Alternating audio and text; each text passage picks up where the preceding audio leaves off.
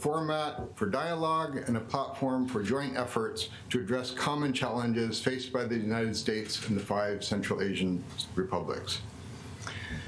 30 years of successful bilateral relations is no small feat, and we have an esteemed group of high-level officials and experts with us today to mark this occasion and reflect on the progress that has been made as well as the challenges that lie ahead.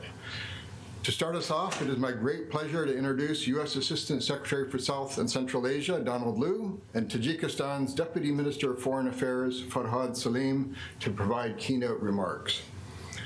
Donald Lu has served as the Assistant Secretary of State for the Bureau of South and Central Asian Affairs since September 2021. Prior to this assignment, he was U.S. Ambassador to the Kyrgyz Republic and the U.S. Ambassador to the Republic of Albania. He has a long and distinguished diplomatic career that includes postings in India, Azerbaijan, Pakistan, Georgia, and Kyrgyzstan. And I have the honor to have met Don on his very first posting to Peshawar in Pakistan back in the early 1990s. Where Andrew introduced me to my wife. Where I did introduce Don to his wife, for which I take great credit, yes. Farhad Salim was appointed Deputy Minister of Foreign Affairs of the Republic of Tajikistan by President Rahman in April 2021, after serving as Tajikistan's ambassador to the U.S. from 2014 to 2021, where we had the honor of hosting him at USIP as well. He also served as the head of the Europe and America Department of the Ministry of Foreign Affairs and head of Division of Regional Organizations in the International Organizations Department. After their keynote addresses, we will have a panel discussion moderated by Dr. Gavin Helf, USIP Central Asia Senior Expert. And so without further ado, I'd like to invite Assistant Secretary Lu up to the podium.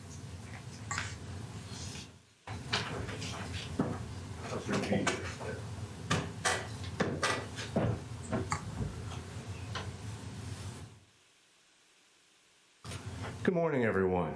Morning. Deputy Minister Salim, Ambassador Hamralizada, Ambassador Hoagland, my old dear friend John-Mark Palmersheim, my even older friend Andrew Wilder, Mrs. Halimova, Mr. Mohammadzada, Dr. Helf, dear colleagues. So I brought in a painting today. I see Dick Hoagland here in the audience. He will remember these days. I bought this painting on the streets of Dushanbe 20 years ago, and it has hung in my office for 20 years as a memory of the friendship between our 2 countries, and I'll explain why. On that trip to Dushanbe, it was my first trip to Tajikistan, my first trip to the region, in fact. I was accompanying my boss, Ambassador John Byerly, who was the acting Assistant Secretary for the region. And even though it was my first trip to Tajikistan, it was not Ambassador Byerly's first trip. He had traveled to Dushanbe when Tajikistan was still part of the Soviet Union. John is a fluent Russian speaker and had been at that time, during the Soviet times, an exhibit guide, a young person who had just graduated from university, spoke Russian, and traveled throughout the Soviet Union talking about American culture and society with regular people. And on one of his stops as an exhibit guide, he visited Dushanbe, and as a young man had the opportunity to talk to Tajik people and tell them a little about America. They had questions about American food, about American music, and American jeans. He was the first foreigner that many of his new Tajik friends had ever met, and he was an exotic American. When I visited Dushanbe 20 years ago, I also felt this tremendous sense of hospitality. I remember Tajikistan at that time was barely 10 years old. There were still bullet holes in the government buildings left from the Civil War. There were no fancy hotels or big shopping malls. People were so generous to us with their bread and their tea and their incredible plov. I have a very strong memory of having visited the Varzov River near Dushanbe and enjoying fresh grilled fish with newfound friends. It's a really magical experience for me and something that I will remember my whole life. I'm honored to join you today to celebrate this 30th anniversary of our warm relations between our 2 great nations. We have accomplished so much in 30 years. I'll give you some examples. We have worked together to make Tajikistan a safer place, with a project to clear landmines from 70 square kilometers of Tajik land that can now safely be reclaimed for homes and for farms. We have worked together to fight COVID-19 with 2.8 million doses of vaccines donated by the US and distributed so effectively by the Tajik Ministry of Health. And we have worked through USAID on installing a new 200 kilowatt Murghab solar power plant. Now, it's the first solar power plant in Tajikistan, but it's also the highest elevation solar power plant in the world. And finally, we have supported education programs together through our colleagues at USAID that have reached 90% of all of the schools across this beautiful country. We have had a tremendous first 30 years together. I am looking forward to returning to Dushanbe, hopefully this summer, with my colleague Brian Stimler, who's here in the audience with me, for our annual bilateral consultations. I'm looking forward to seeing all the changes that have happened over the past 20 years, and I'm looking forward to having some of the best plov and the freshest fish on the planet. Thank you all very much. Congratulations on 30 years.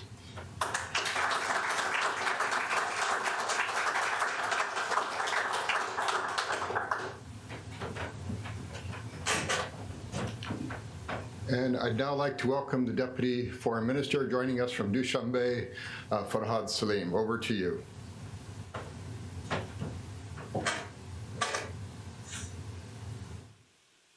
Donald Blue, distinguished colleagues.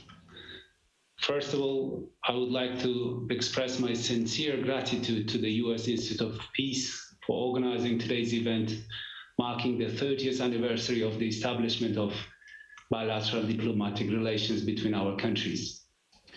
Last year, Tajikistan celebrated its 30th anniversary of state independence. And on this occasion, the President of the Republic of Tajikistan, His Excellency Emomali Rahmon, in his speech has mentioned, I quote, "I would like to emphasize that it was not an easy for the glorious Tajik people to achieve this happy day, the celebration of 30th anniversary of independence and freedom, and the greatest achievement of this period, peace and tranquility, political stability, and national unity. We all together have gone through threats, incredibly difficult trials, and the challenges over the past 30 years in order to achieve these happy, victorious moments," unquote.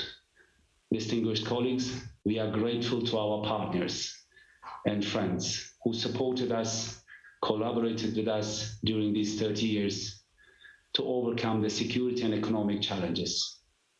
Still, much needs to be done. A lot of work is ahead of us, but we are confident with the dedicated people and reliable partners, we will have more prosperous future. Tajikistan highly values the bilateral cooperation with the United States of America and stands ready to do its utmost to strengthen further the two countries' relations for the benefit of our people.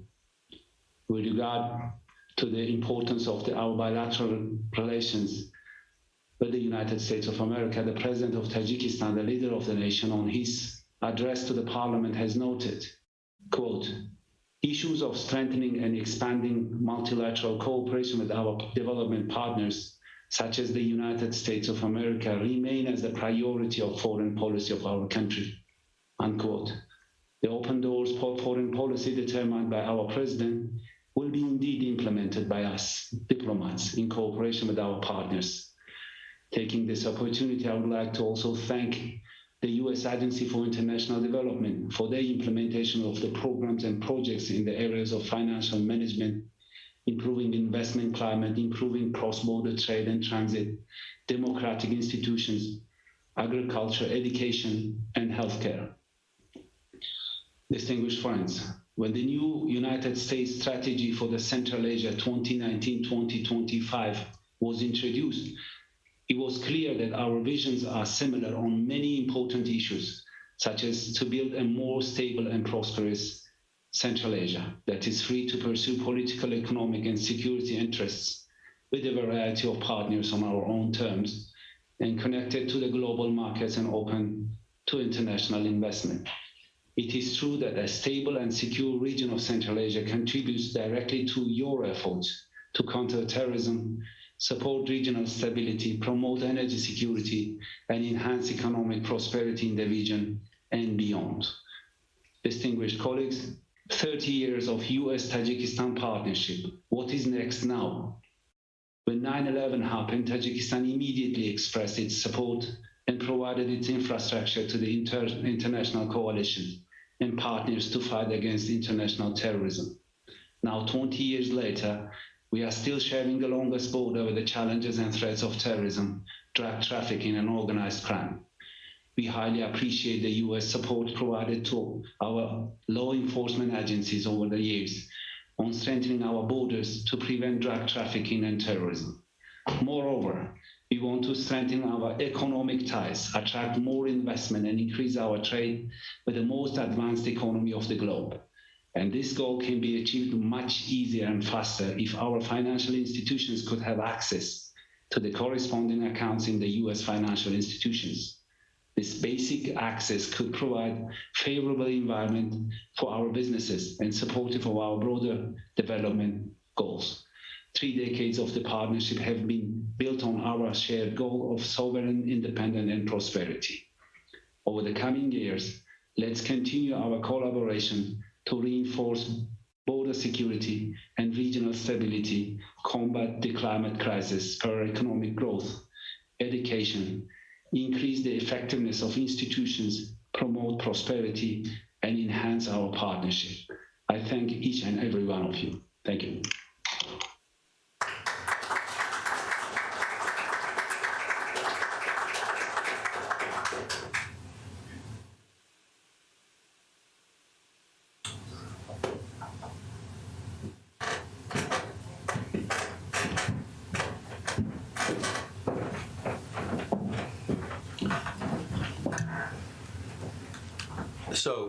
Good morning. It's wonderful to be back in this lovely building. My name is Gavin Helf, and I'm Senior Expert on Central Asia here at USIP. Welcome to the beginning of the new hybrid reality. We are testing out a panel that includes the best of what we've learned over the last 2 years about Zoom and virtual with a real panel in real time. Our virtual audience out there can take part in today's discussion by asking a question using the chat box function located just below the video player on the USIP event page. For those joining in person, please write your questions on index cards and my colleagues will collect them later in the discussion for me. We've got a great panel joining us today here and online from Dushanbe. I'll moderate by asking a series of questions to each of the panelists, and our panelists can feel free to respond to each other's answers. After a round of two of this, we'll turn to your questions. But first, it's my great pleasure to introduce our panelists. Ambassador John Pommershein was appointed as United States Ambassador to Tajikistan in January of 2019. He previously served as Deputy Chief of Mission at the U.S. Embassy in Astana, Kazakhstan. Prior to Kazakhstan, he served as Director of the Office of Caucasus Affairs and Regional Conflicts at the State Department's Bureau of European and Eurasian Affairs. In his Foreign Service career, he has served in a wide variety of positions in Washington and worked in embassy political sections in Japan, China, Belarus, and Germany. He also served as the U.S. Consul General in Vladivostok, Russia. Prior to joining the Foreign Service, Ambassador Pommershein worked for CNN in Moscow. Ambassador Farukh Hamradezada has served as ambassador to the Republic of Ambassador of the Republic of Tajikistan in the United States since December of 2020.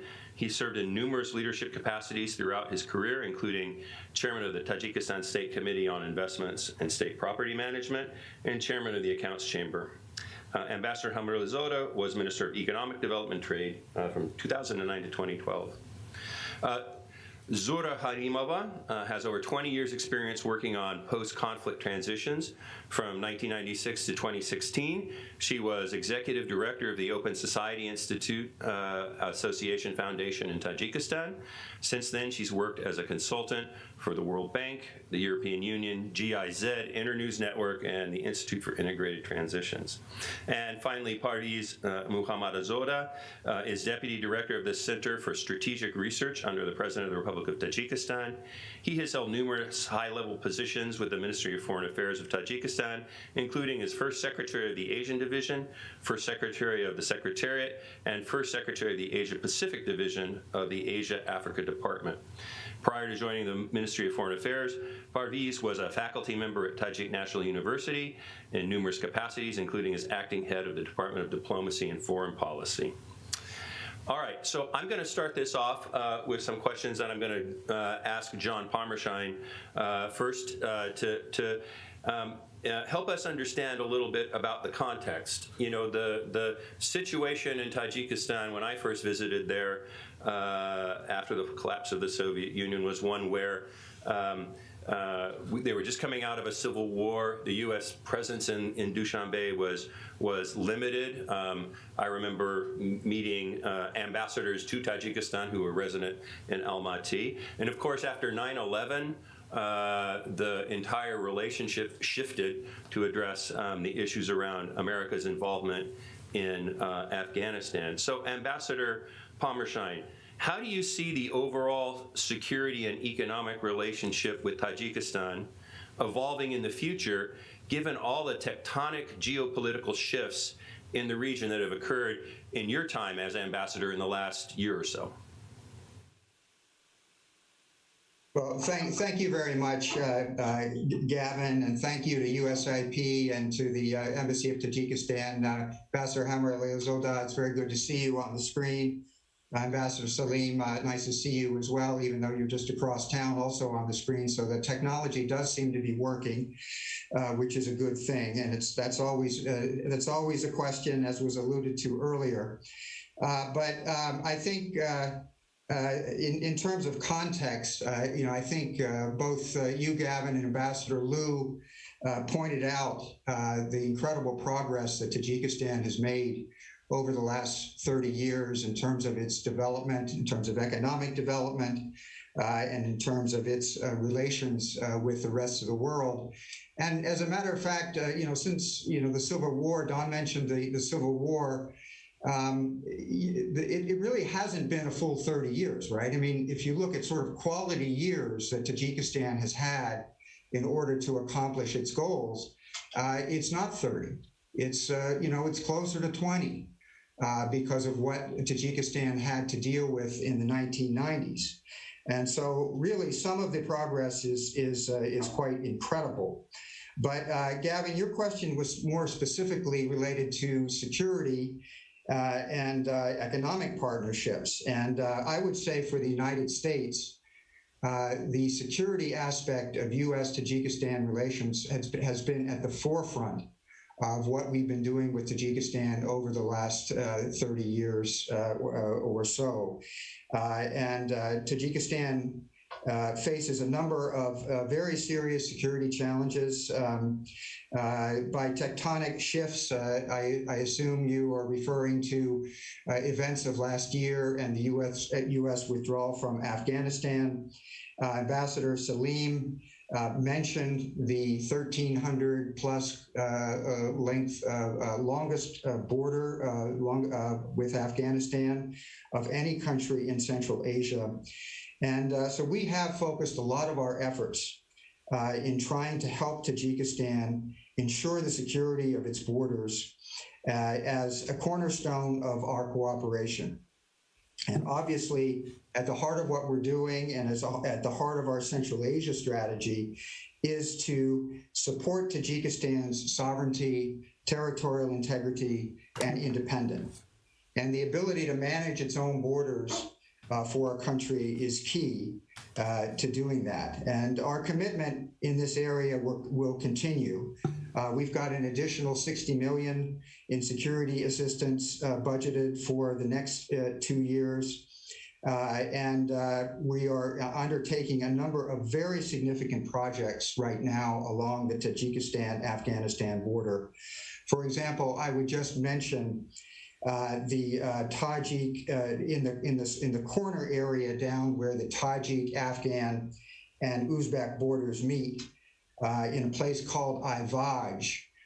We are building a border guard detachment headquarters that will help Tajikistan patrol that area and beyond, that will house 900 officers and family members for the Tajikistan border guard.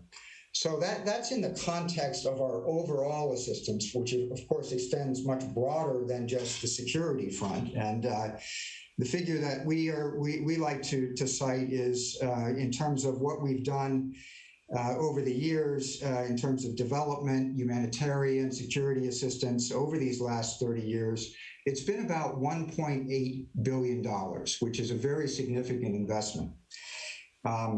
And then very briefly, to the second part of your question on the economic front, one of the I think, big achievements of the last 30 years was our work with the United States government's work with the government of Tajikistan to see Tajikistan accede to the WTO, the World Trade Organization. And that was a real milestone. And right now, of course, we are dealing with the situation in Ukraine. We know that Tajikistan has concerns about the potential impact of the sanctions. The sanctions were designed and intended to mitigate consequences on other countries, such as Tajikistan. But the reality is the Tajik and the Russian economies are very intertwined. So we have further work to do there and further consultation to do there to make sure that Tajikistan is not disadvantaged. But our overall effort on the economic front over the years has been to promote economic growth and regional connectivity. So that has been a big focus, including in the C5+1 mechanism. And also, we've also worked very closely with our Tajik partners on the foreign investment climate to try to engage with our partners to try to create, to help Tajikistan create the kind of climate that would attract more U.S. investment and investment from other parts of the globe to Tajikistan. And we can get into perhaps later further discussion of what those areas might be. But as one example, I would just note that there's been quite a bit of effort undertaken recently in Dushanbe on the tax code, and the World Bank has been very much involved in that reform process. And we're hopeful that those reforms will be successful, because that's one of the areas that U.S. business, when they talk to us, that they cite as one area which would be very helpful to them in terms of reforms, in terms of the ability to have additional investment and additional economic activity occurring between the United States and the Republic of Tajikistan. Thanks, John. Now, I want to turn to Ambassador Hamaralizoda. Some around town, and I have certainly heard it in the last 7 or 8 months, a concern that the United States is leaving Central Asia or has forgotten about Central Asia in the post-Afghanistan era. And it's shifting its priorities to other places. So I want to ask you, Ambassador, why is continued United States engagement in the Central Asia region and with Tajikistan so important? Thank you, dear Mr. Health, dear Vice President, Mr. Wilder, Deputy Minister, Mr. Salim, Assistant Secretary, Mr. Lu, Ambassador Mr. Pomersham, and esteemed colleagues, ladies and gentlemen. Before answer to question, I would like to say that I'm honored to extend my gratitude to the United States Institute of Peace for hosting us to the event dedicated to 30th anniversary of USA-Tajikistan diplomatic relations. Honorable Mr. Liu, let me extend my sincere gratitude to the government of the United States of America for their hospitality and the continuous 3 decades of fruitful cooperation. I wish to also mention today another important milestone, the 30th anniversary of independence of Tajikistan, and express my gratitude to the US partners and friends for celebrating with us in 2021. So why is continued US engagement in the Tajikistan in the region important? In fact, it's important from the global, regional, and country perspective.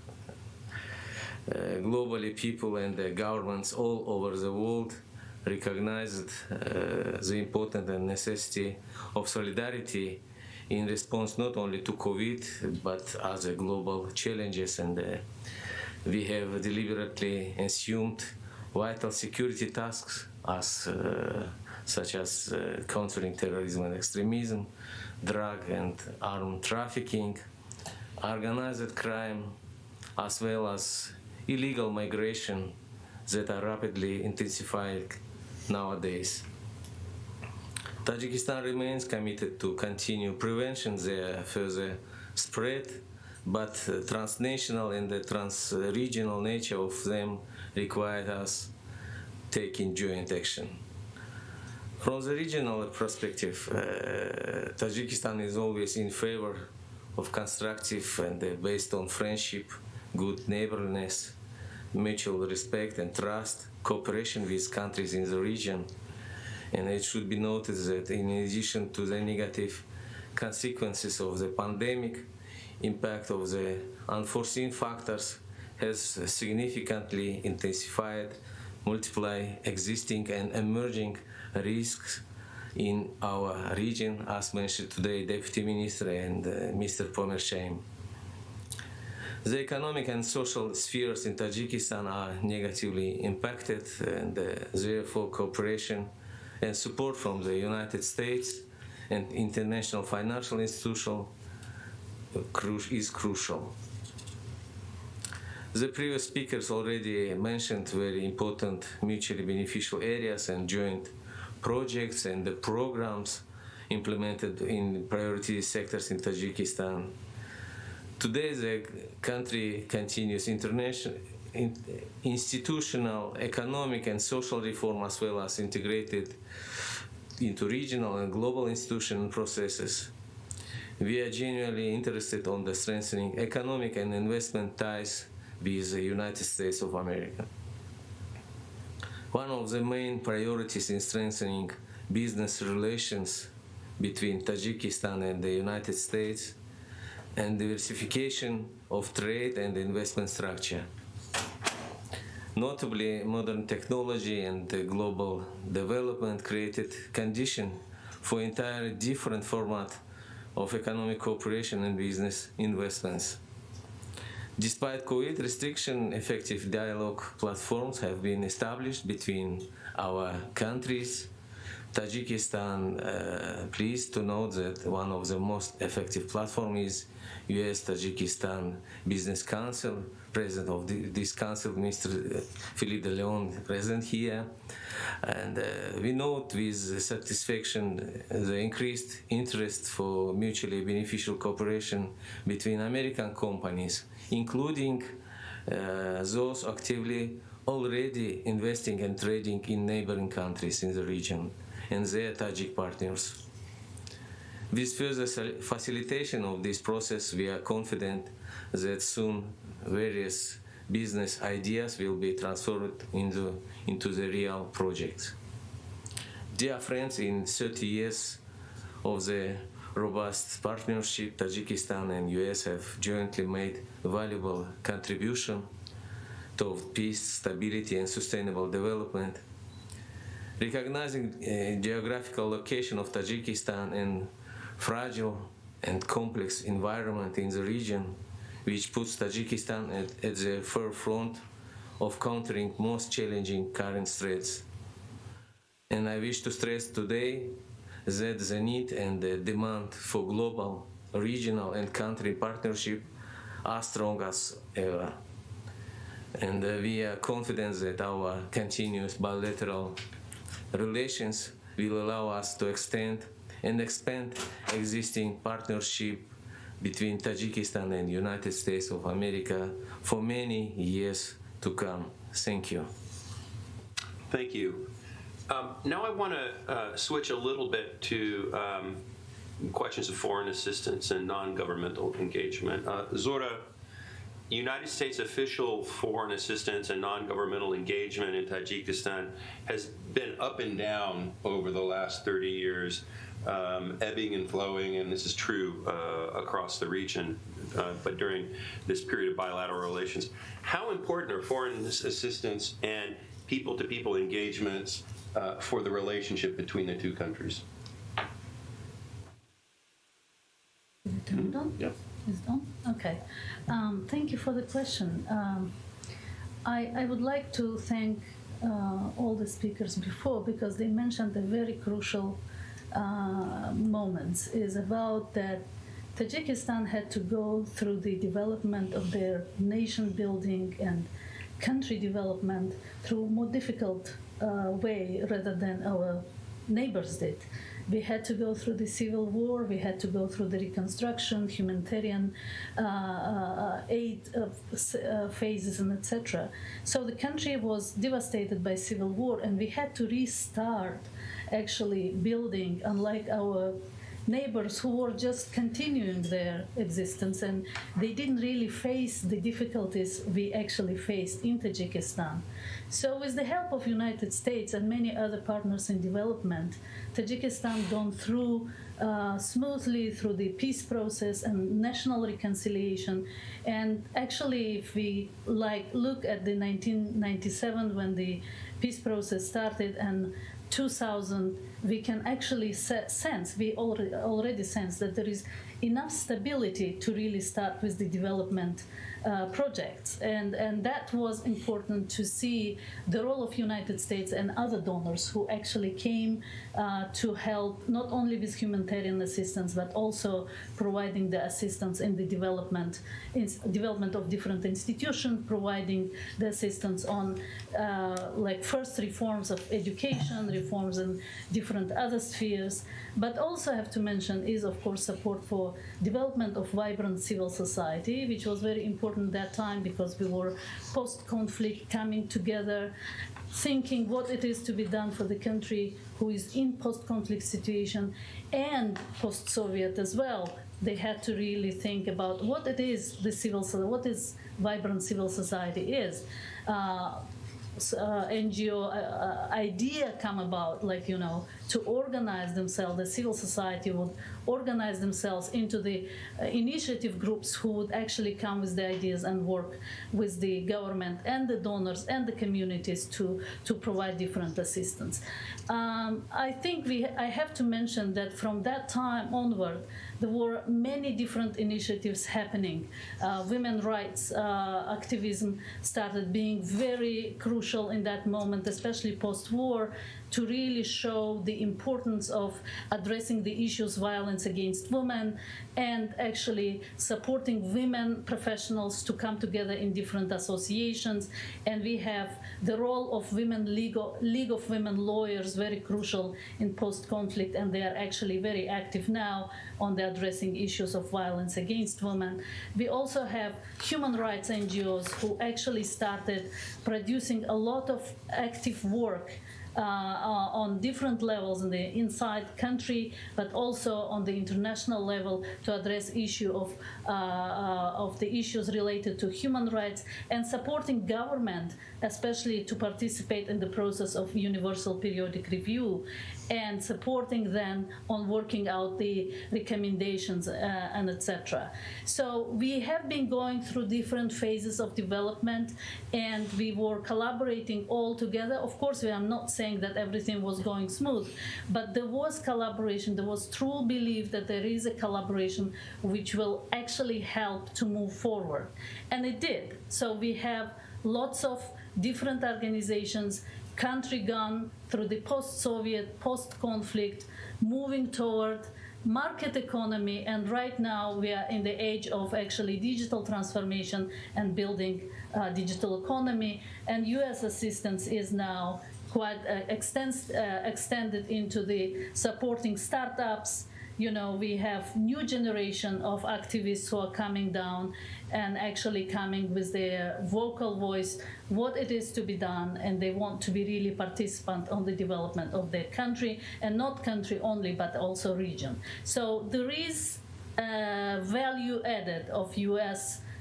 Government support for the civil society in Tajikistan, but it's also about other donors who are also supporting civil society, and it would be very good not only support digital transformation, but also keep the eye on supporting classic issues like human rights, women's rights, children's rights, and freedom of expression.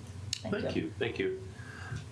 Now I want to turn to Parviz Muhammadzoda back in Dushanbe. In addition to our bilateral relationships, the United States engages with Central Asia through the C5+1 mechanism, which has existed, was founded under President Obama, and was promoted through the Trump administration, and is now supported by the Biden administration. And I think it's hard to find a policy that's lasted that long through that many changes in U.S. government.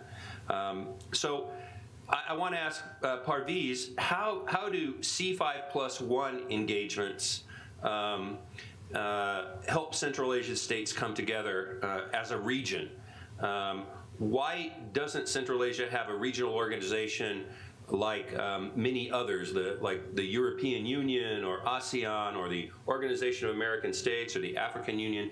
How does C5+1 relationships help move the region forward?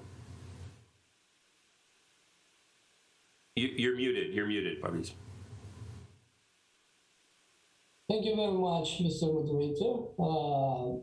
Here, Mr. Farouk Saleh, Donald Lu, Mr. Pamashem, and also here we have Mr. Hamralizoda Farouk Mahmoud as the ambassador of Tajikistan to the United States, dear colleagues and distinguished participants. Before answering your question, really we prepared here an special report for today's occasion for our participants who are taking part here.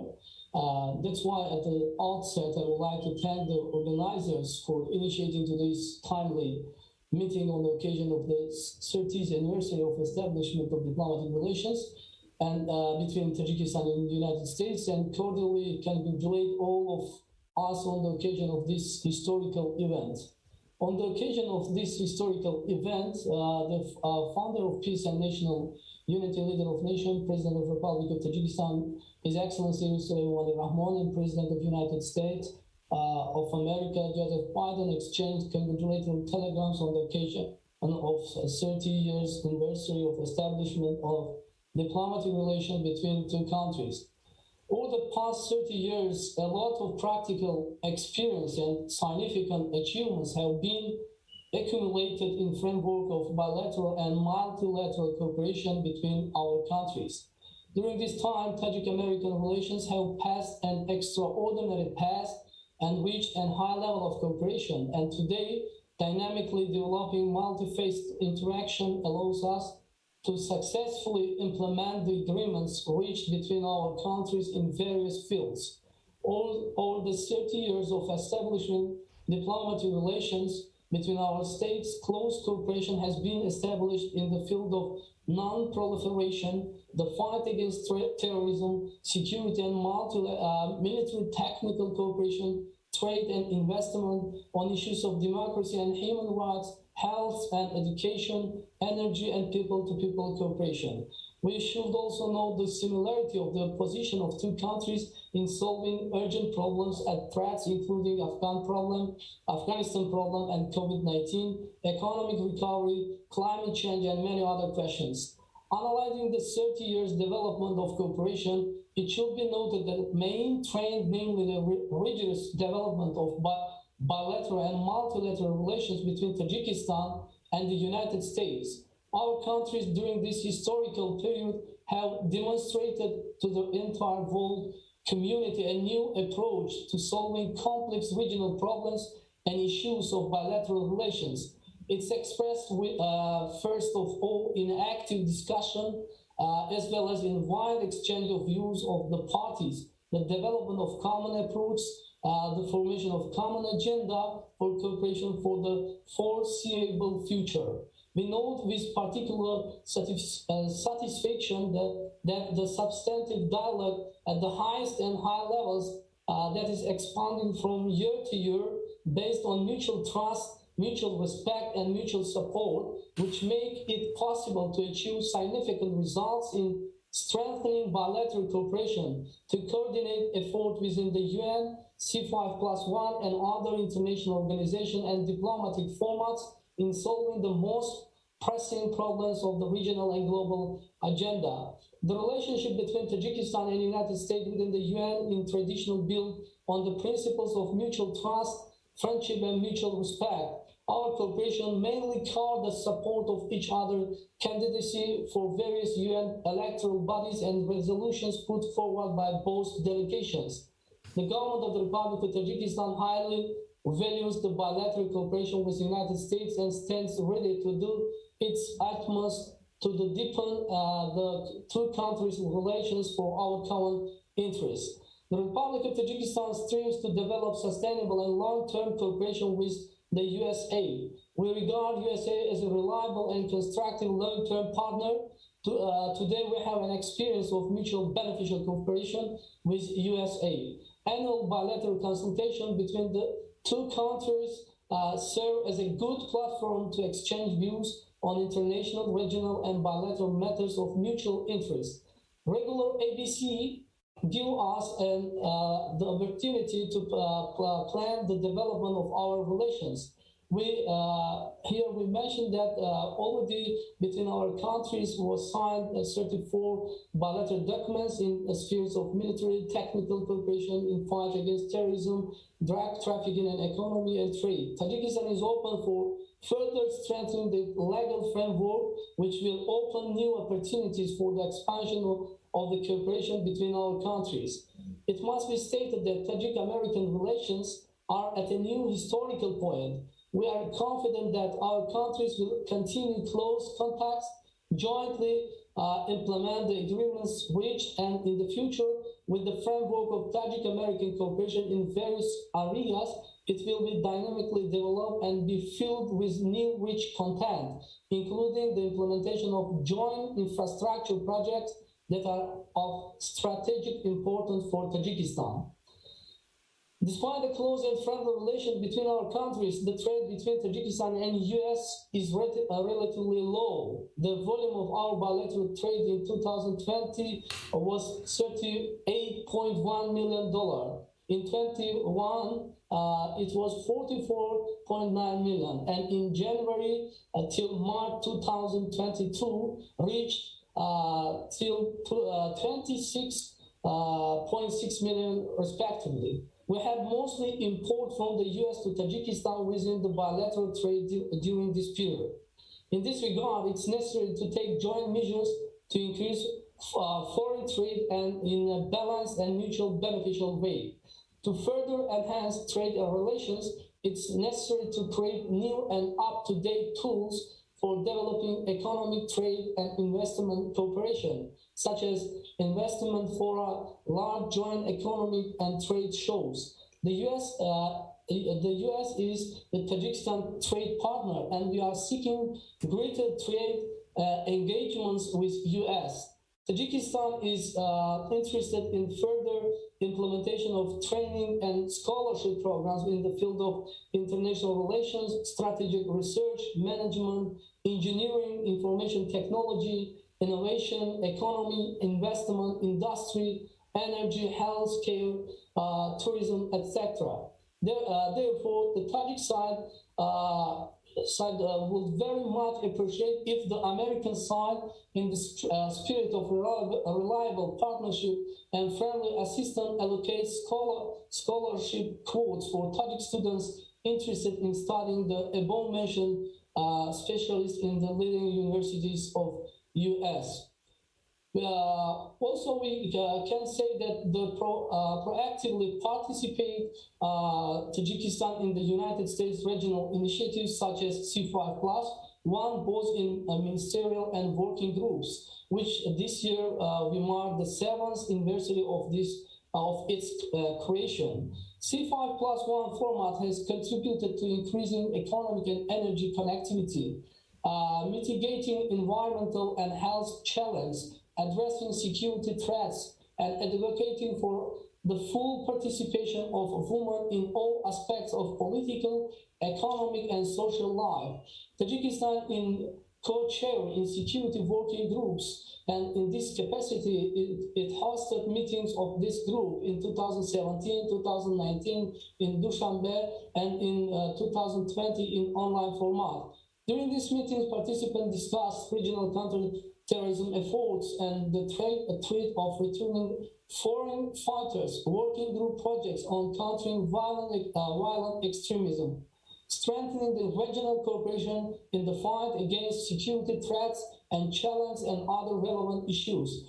Today, the prospects of mutual, beneficial, and close cooperation between the Central Asian states and USA gives a new impetus to further development in the regional cooperation by initiating the implementation of joint projects both for the states of the region and for the USA. Initially, in our opinion, it's urgent to develop a further action plan for our states in this direction. That's to come to a common understanding of the topical areas of bilateral cooperation.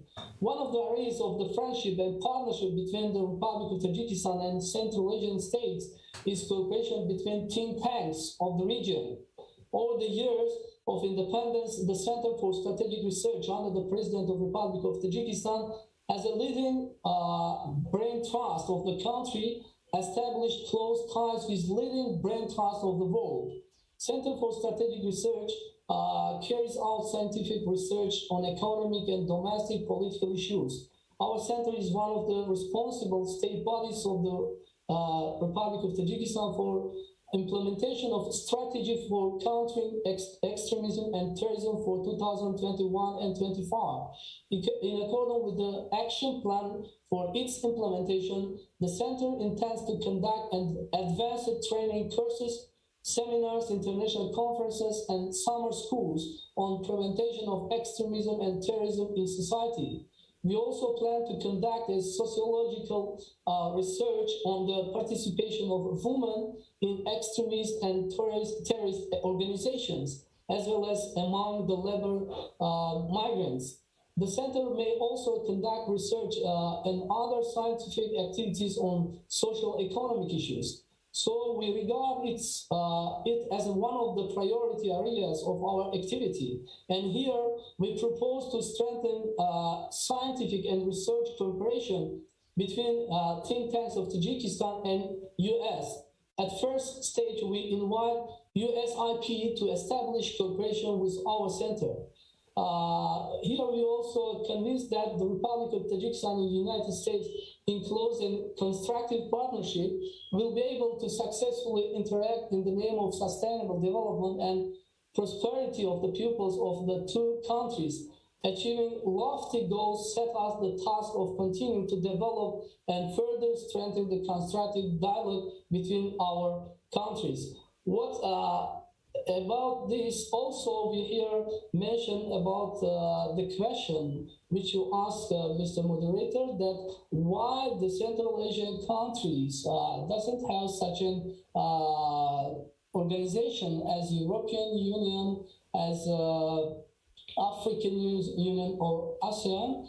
we hear, firstly, we should say that creation of an international organization, it's a period, it's a process.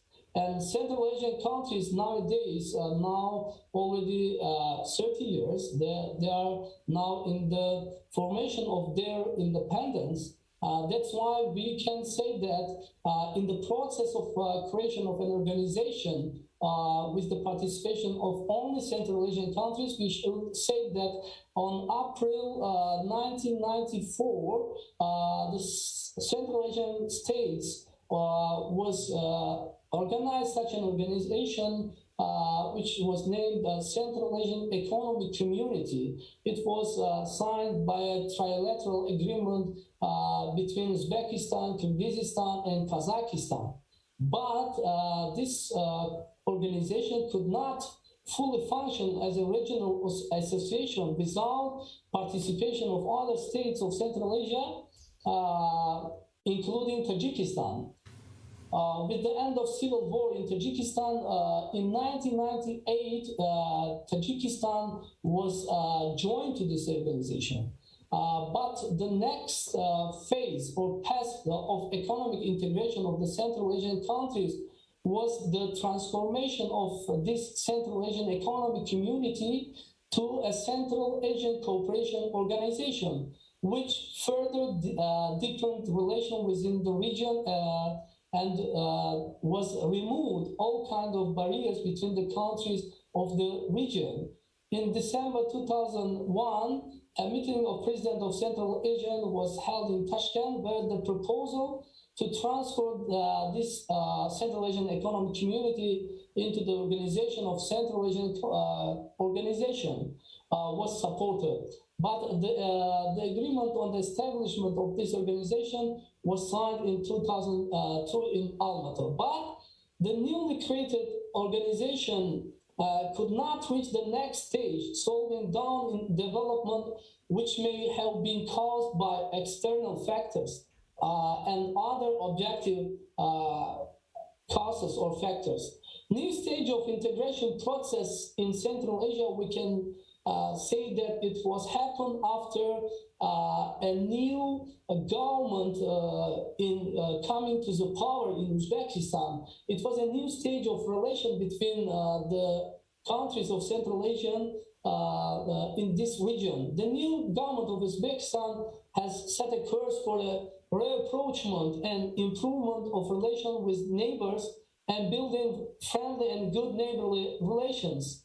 And now this kind of an cooperation is a consultative meeting of the head of states of Central Asian countries.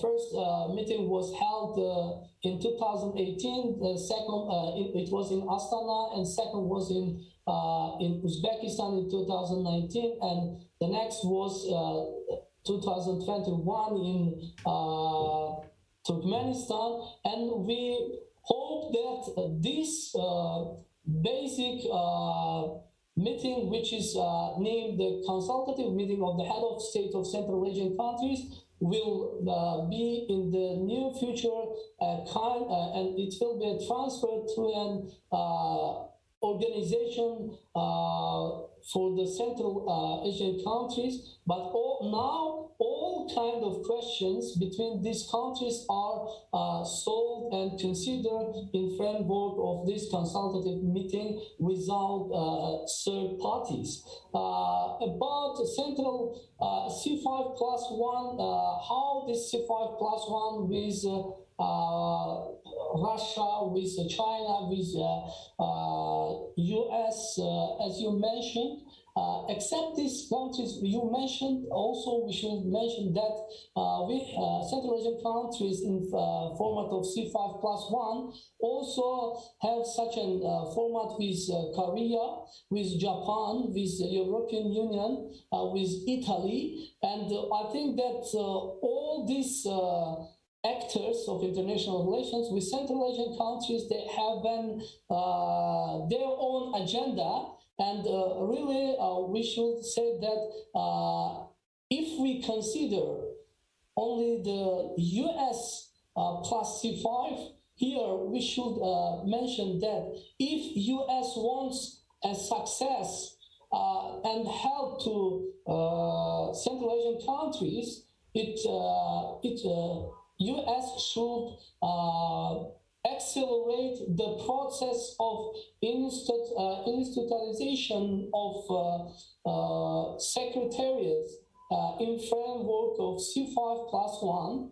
And also, I can say that US can succeed only with financing in infrastructure and economic projects if financed.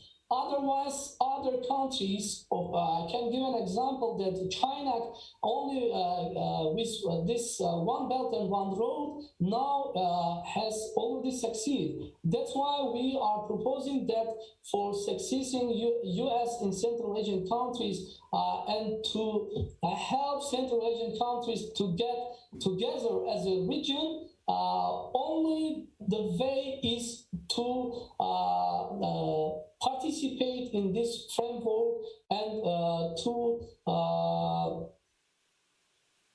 realize economic infrastructure and other projects in this region. All right, thank you, Parviz. Thank you, Parviz. I want to save some time for, we're starting to get some questions from the audience, online and in person. I want to remind everyone here in the room that you can ask a question by writing on a 3x5 card. Matt, where are we? And online, you can ask a question using the chat box function located below the video player. And our first question from the audience is for Ambassador Palmersheim. And the question is, the global COVID-19 pandemic has had an undeniable effect on diplomatic relations. What has been revealed about the resilience of or hindrance to U.S.-Tajik bilateral relations with regards to health and environment issues? John. Well, thank you very much. I would say certainly the pandemic continues to affect us all in many ways. But in terms of our diplomacy, I would say that the Biden administration moved very quickly. We were just talking about the C5+1. Secretary Blinken, his first engagement with the C5+1 was actually a virtual event due to the pandemic several months after becoming Secretary of State. So it really is hard to imagine that these meetings with very senior level meetings can occur now because of technology and having to deal with the pandemic. Hopefully that will also help us in the future in terms of our fluency with the technology and our ability to, as Parviz was just suggesting, pick up the pace a bit in certain areas. But I would say that in terms of U.S.-Tajikistan cooperation on combating COVID-19, I would say that has been a real story of resilience and success. Ambassador Liu mentioned the 2.8 million doses that the United States has supplied of vaccine to the people of Tajikistan. I would make a couple points there. One, that's close to 20% of the eligible population, those eligible for vaccines in Tajikistan. So it is really a significant effort. And then I think one of the other speakers alluded to the fact that the government of Tajikistan has moved very effectively in terms of its rollout of the vaccine. And we have a very close partnership there, and a number of international organizations, including UNICEF and others, have worked very, very hard to accomplish that. And so I think that's really a global achievement. It's an achievement of the Tajik government we were, for example, during our first once we delivered our first tranche of vaccines, we were getting reports within a couple days that there were mobile vans driving around in the Pamirs, in villages, and vaccinating people. And, those of you, for my American colleagues, those of you that have been to Tajikistan, perhaps know that that is quite a logistical feat to be so quickly out in villages and small cities around the country in very mountainous and difficult areas. So I think that cooperation has really saved lives, and is a credit to my colleagues who work in CDC and USAID and other places as well, because a lot of effort went into that. And it's not just vaccines, it's laboratory equipment, it's oxygen concentrators, which are being delivered right now to ensure that not just for COVID, but for future needs, that this critical equipment will be in hospitals all around Tajikistan. And I think I would characterize our cooperation there as absolutely excellent. I just wanted to pick up on a point that Zuhra mentioned on the people-to-people ties, because that is just an incredibly important component of this relationship. And we would be nowhere without NGOs and our civil societies, our brain trusts, as Parviz said, working together. And I just wanted to mention in terms of COVID, the medical community in the United States also really stepped up to help Tajikistan. I remember, I'll just tell a quick story here. At the very beginning of the pandemic, I turned on the television and as we were all trying to figure out, what is this COVID-19? What is this going to mean for us? And there was a gentleman standing on the street in New York being interviewed by Tajik State TV, and he was a doctor, and he was speaking fluent Persian. My Tajiki, I'm working on it.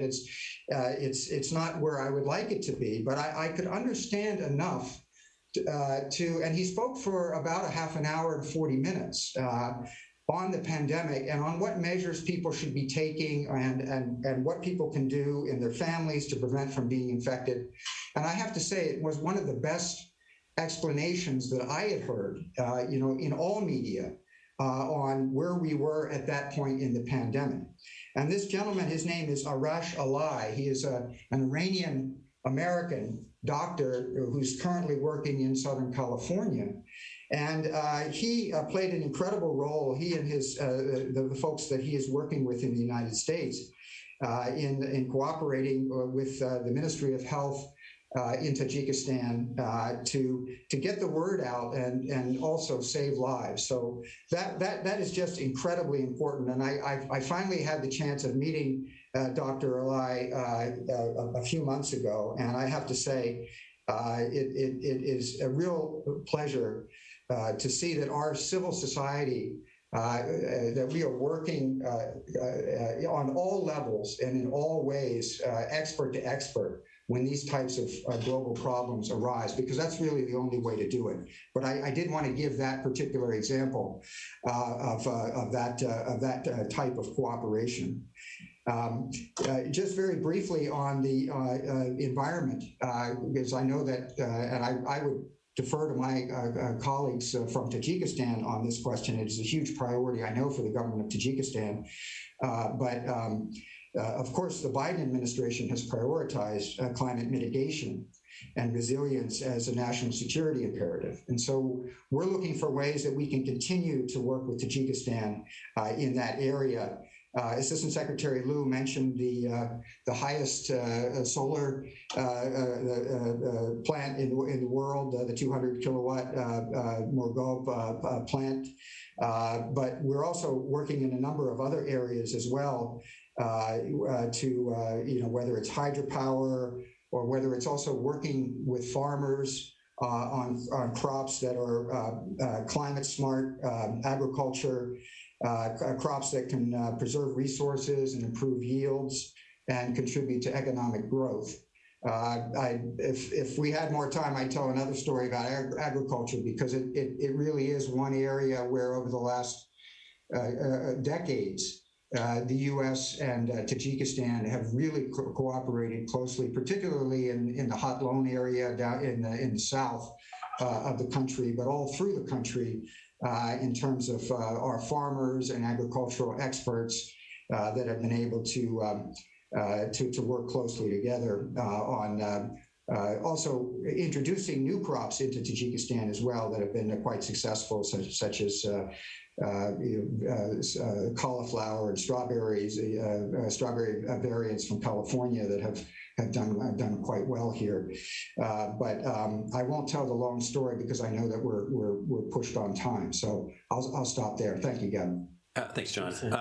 Just one help. Yes, if you allow, thank you very much. Thank you, Mr. Pamersham, and I would like to express Tajikistan appreciation to government of the United States of America for the on-time support and providing to Tajikistan vaccines and the necessary equipment, and it's very important. And I would like to say is now situation with coronavirus in Tajikistan more or less manageable, and more than 90% of population already vaccinated. And thanks to government and the United States of America, and including through CDC and the USAID, you provide on time assistance. Thank you. Okay, now we have I'm going to combine two questions from Ambassador Richard Hoagland. How will Russia's invasion of Ukraine change Tajikistan's multi-vector foreign policy that has tried to balance Russia, China, EU, and the United States? Will Dushanbe seek closer relations with Beijing, Brussels, Washington? And then from Janice Helwig of U.S. Helsinki Commission, how are the sanctions against Russia that have come from the invasion of Ukraine impacting Tajikistan? Ambassador, would you like to address those?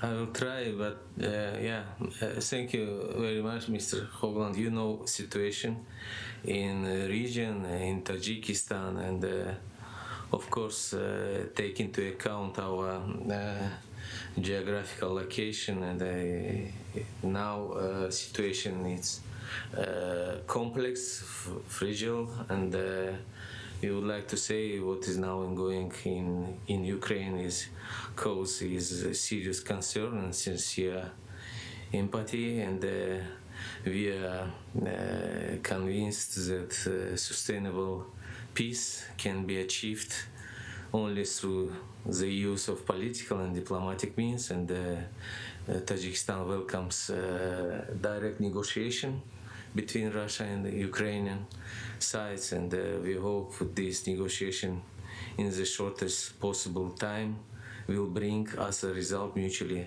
acceptable to parties and put to end to hostilities. Very difficult situation, and as you know, Tajikistan small economy, and we suffer a negative impact on the economy. Suffer impact of pandemic, and also situation what happened now in the region, and so we are as I say, hope this direct negotiation will bring result mutual acceptable parties, and so what I can say is high-level delegation from Tajikistan will arrive on Monday to Washington, and they have planned to make negotiation with President of World Bank, IMF, and in Treasury Department, in Fed Reserve. So our party very closely work on with American side. What is important is, Mr. Hoagland, is what we started before for strengthening our independence and our border and development and implementing reform in education and health. We not should stop this. we should continue this, and even on that time, it's need more stronger steps by U.S. government in the Tajikistan in the region. Thank you. Thank you. I want to ask a slightly different question that I think everyone in our panel can respond to, but I'll start with you, Zura. What do ordinary people in Tajikistan and the United States actually know about each other? And what can be done to improve those stereotypes to make them more realistic? Do you have any thoughts on that? Well, I think, is it on, right? Yeah. I think we have to mention that there is a saying in Tajikistan that the mountains do not reach each other, but people do. So it's all about communicating closer, to have shared interests, to really create mutual understanding. When it comes to, we mentioned about pandemic that now the technology allows to use that to really continue conversations and dialogues and deliberations about the issues of mutual interest. That should be applied because during 30 years we learned from each other from the position of post-Soviet or Soviet vision on what America is, and we developed our own vision what America is. And it's not really the same. The population has their own take on what the United States represent. Either it's West, or it's good, or it's evil, or it's it's spectrum of the things. But because there was less communication between people and there was less program on public diplomacy, or actually people-to-people diplomacy, and with the pandemic, with all respect to digital transformation, and I'm working on it, I still think that human-to-human communication brings that feeling of trust, that people can create the trust among each other. Shall we have more programs which would be mutually beneficial, that United States citizens would know more about Tajikistan? And of course, everyone thinks about going to mountains, it's tourism development, cultural programs, and etc. And this is very good to have cultural programs and tourism development, but it's also very important, and I actually agree with my colleague here, to create the think tanks, the mutual collaboration between think tanks, to create mutual, some sort of brain sharing, brainstorming about the issues which are very important. Things are changed, not only after Ukrainian war in Ukraine, but things changed a little bit even before, after ISIS, development and etc. And so these conversations, deliberations would be very important. With the Ukrainian impact it's actually very dramatic in post-Soviet countries, as you may think. The division of socium, the population, about pro and con of this, is it true? There are many people who support, many people who don't support, and they have their own, vision of what it is, what they think. But also we have labor migrants in Russia, and we have been hearing from Asian Development Bank about the remittances fallout because economy of Russia is not doing well. And people are also confused in the same time what it is the truth coming on social media, how they have to distinguish the correct news and fake news, what it is they should know, how they should behave. Very complex situation. It's not only in Tajikistan, but I've been talking with my colleagues in Central Asian Caucasus. They have the same dilemmas and the same challenges. So it means that what is next in the next 30 years, starting with this particular dilemma and chaos in our thinking and our vision, what is future like is going to be next 10 years. So I think it's a time of good brainstorming on different levels among the governments, among civil society and the governments, among businesses, and among the citizens of different countries, Tajikistan and the United States inclusive. Yeah, thank you. I have been particularly worried about social media in the context of Central Asia over the last few years, given how easy it is to spread disinformation and how poorly controlled and managed social media is. Social media is a very unique, dimension in our lives. First, it's very elite because of the access to internet, not really spread throughout of the population in this country. Also, the content is very limited in the local languages. It's mainly in Russian, which is accessible for our people. And it's because of that situation, we cannot really make a judgment on who are they representing the whole public opinion, the entire public opinion? Is it the reflection of the entire population's opinion in it?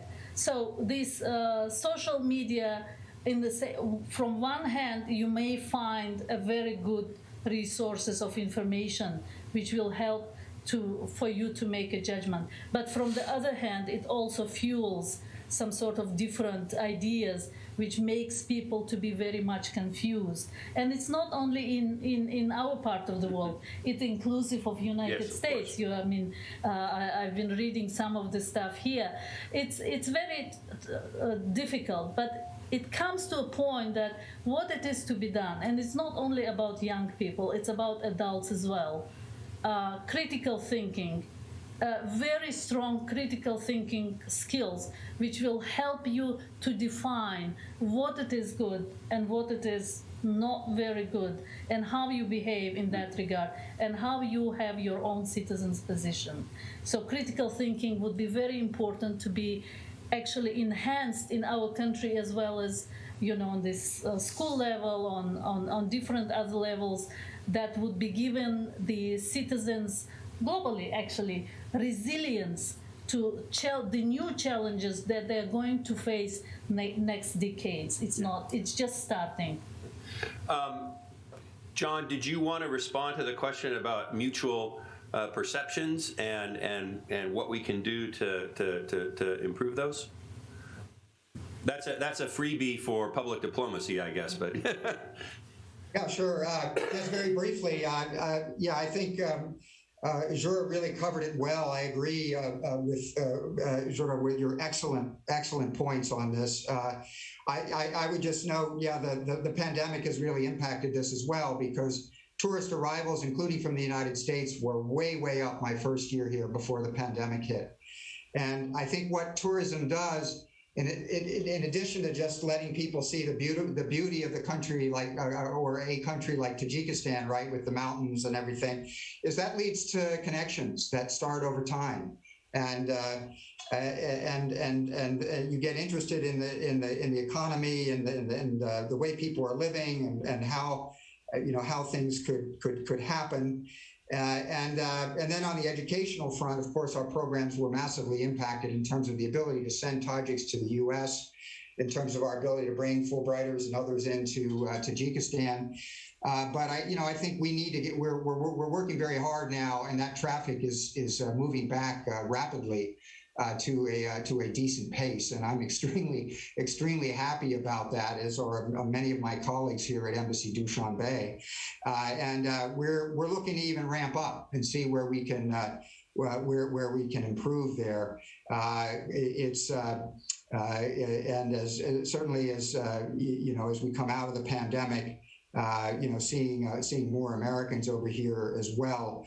I think we look forward to that as well, on whether it's in terms of educational programs, or in terms of I was mentioning the agriculture. We have a number of experts coming in there. We have now restored concerts. We have a U.S. band coming in that's going to be touring the country. So these are the types of things that sort of in normal times you can sometimes just assume this will all continue. But as we now know, when we lose these opportunities, we lose an incredible amount.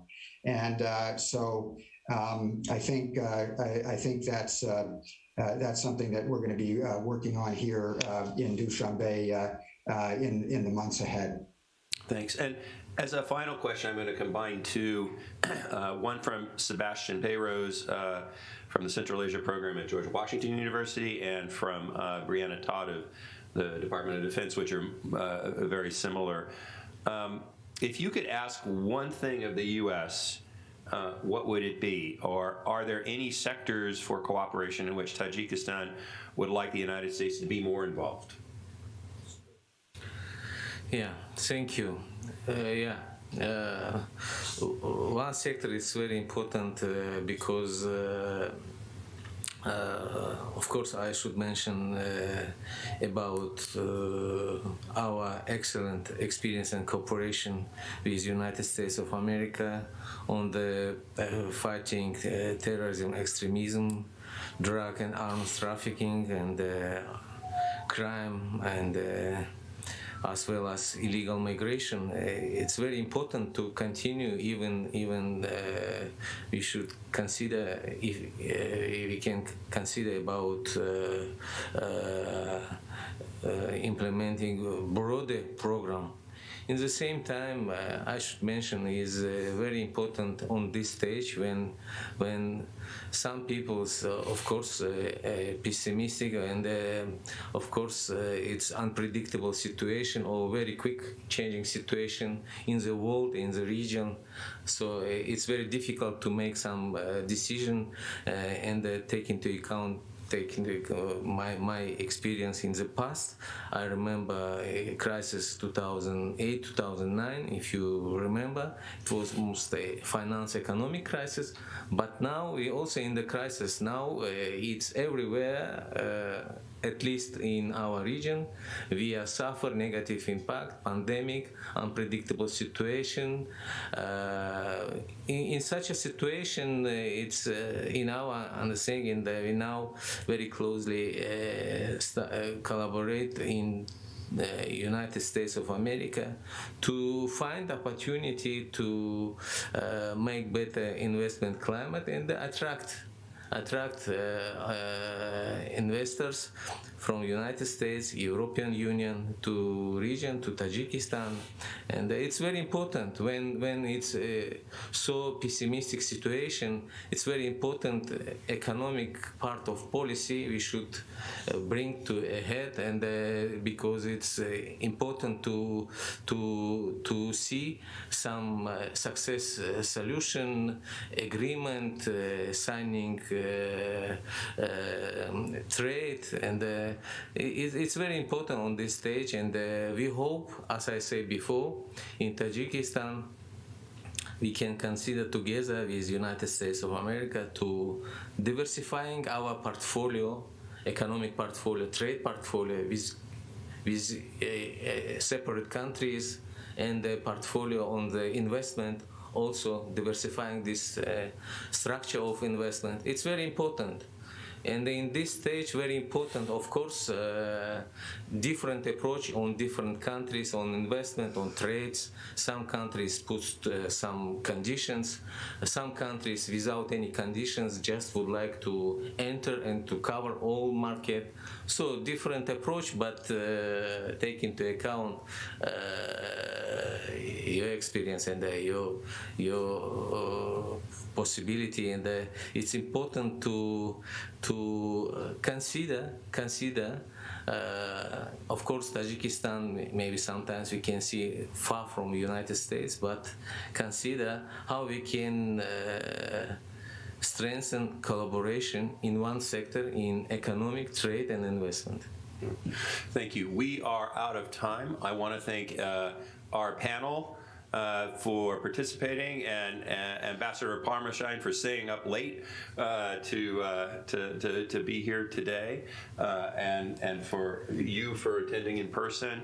I want to thank the audience for great questions, and we hope to see you at our future events. Thank you.